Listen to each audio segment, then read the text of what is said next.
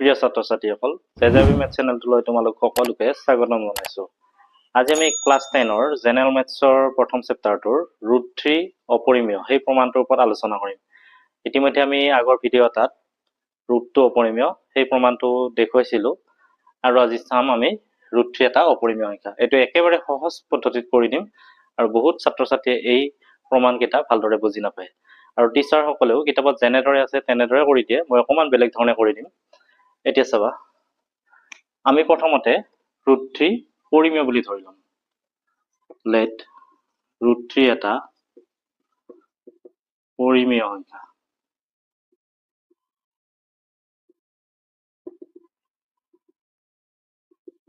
তেন্তে √3 = a/b, য'ত a b দুটা অখণ্ড সংখ্যা। তাৰমানে a b belongs to z, তাৰমানে a আৰু b দুটা অখণ্ড সংখ্যা বুজাইছে, আৰু b কেতিয়াও 0 হ'ব নোৱাৰে,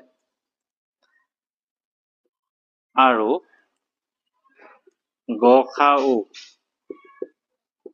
a আৰু b ৰ গসাউ 1।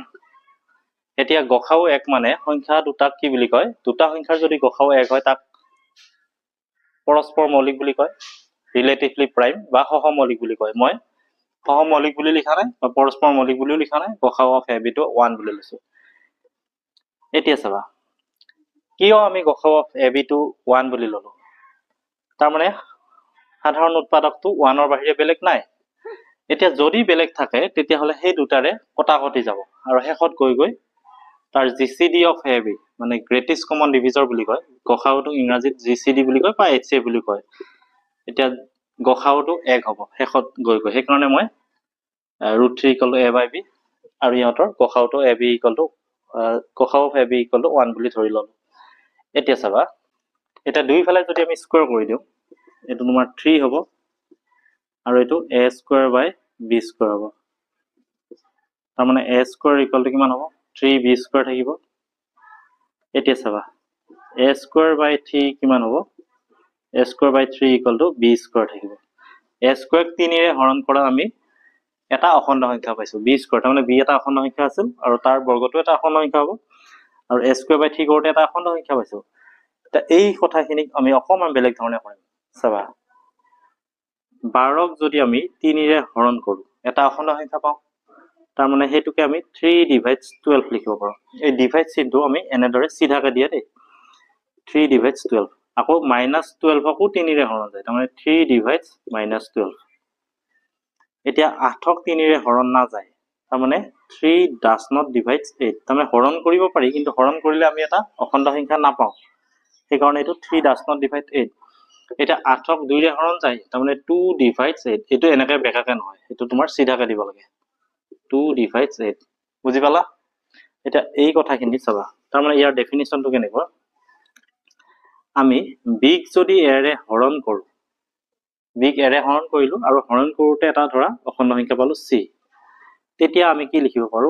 a divides b লিখিব পাৰো। এতিয়া a divides b মানে কিমান হ'ব? b = ac হ'ব, তাৰমানে b = তোমাৰ a into c হৈ যাব, ac হৈ যাব, for c belongs to z। মানে z belongs to z মানে অখণ্ড সংখ্যা বুজায়।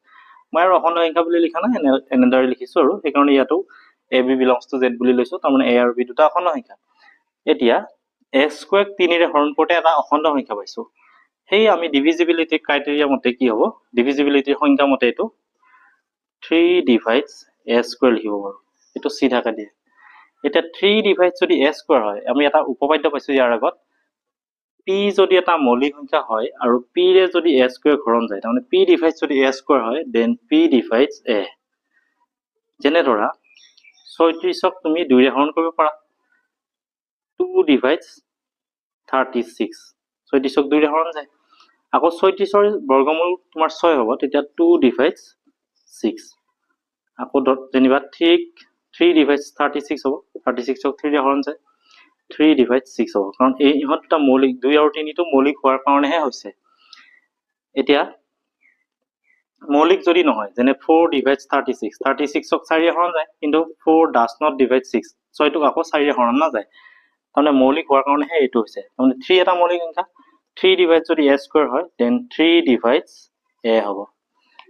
এই আমাৰ ডিভিজিবিলিটিৰ যিটো সংজ্ঞা মতে কি হ'ব 3 ডিভাইড যদি a হয় তাৰমানে 1 3 হৰণ কৰোঁতে আমি এটা অখণ্ড সংখ্যা পাইছো 1 আমি 3 হৰণ কৰোঁতে ধৰা এটা অখণ্ড সংখ্যা পালো c তাৰমানে 3 ডিভাইড যদি a হয় দেন আমি a ইকুৱেল টু 3c লিখিব পাৰো 3c for some integer c integer মানে অখণ্ড সংখ্যা a ইকুৱেল টু 3c এটা এই a ইকুৱেল টু 3c টো যদি আমি এইটোত বহাই দিওঁ তো সাপোজ 1 নম্বৰ এটা 1 ইমপ্লাইজ কৰিলে কিমান হ'ব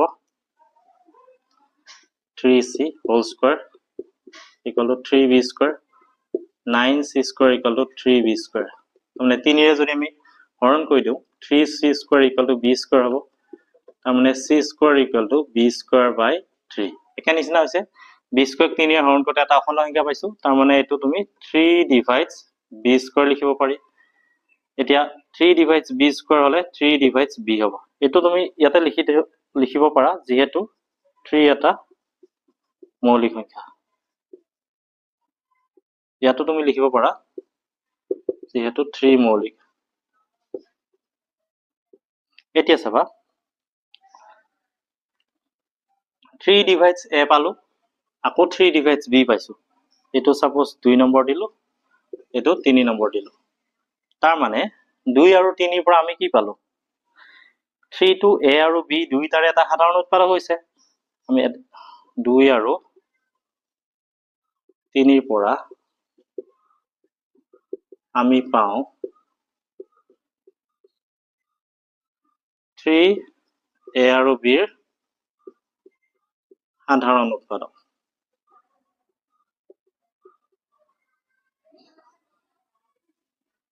ইয়াতে লিখিছো এতেকে গসাউ of ab not equal to 1 সবা 3 to a আৰু b ৰ সাধাৰণ উৎপাদক তাৰ মানে a আৰু b গসাউ 1 হ'ব নোৱাৰে আমি ডাইৰেক্টলি 3 বুলি ক'ব নোৱাৰো কিয় 3 বুলি ক'ব নোৱাৰো যেনে 12 আৰু 18 3 ডিভাইডস 12 12 ক 3 ৰে হৰণ যায় আকৌ 3 ডিভাইডস 18 কিন্তু 12 আৰু 18 ৰ গসাউটো 3 নহয় সেই কাৰণে আমি ডাইৰেক্টলি 3 বুলি ক'ব নোৱাৰো কিন্তু এক যে নহয় আমি হেতু কথা স্পষ্টত ক'ব পাৰো এতিয়া আমাৰ যেটো এজাম্পশন আছিল এজাম্পশন মতে গসাউ অফ ab টো কি আছিল 1 আছিল কিন্তু গসাউ অফ ab আমি 1 পালো নেকি পোৱা নাই তাৰ মানে which is a contradiction বুলি লিখিব পাৰা which is a contradiction